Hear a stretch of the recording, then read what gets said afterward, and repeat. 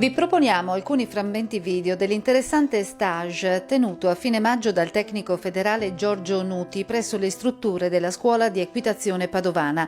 Poi in prossimità della battuta devi alleggerire, giusto? Mi fa molto piacere che ho trovato 4 gruppi omogenei e tutti quanti sanno lavorare.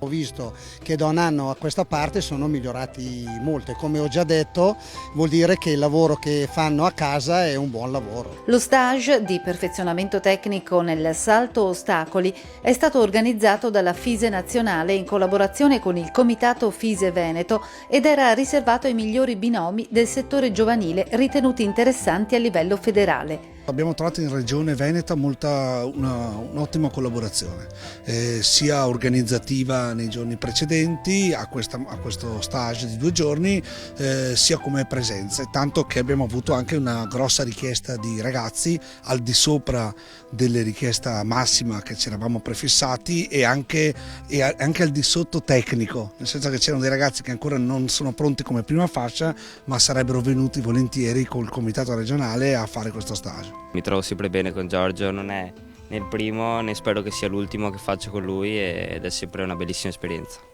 Quindi sei contento che la federazione ti abbia permesso di partecipare?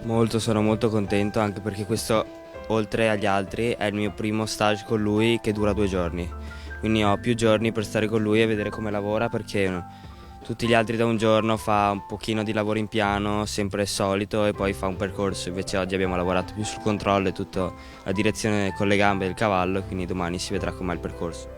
Sono stati 2 giorni di lavoro proficuo e intenso che hanno regalato ai partecipanti e ai loro istruttori momenti di importante crescita tecnica e professionale.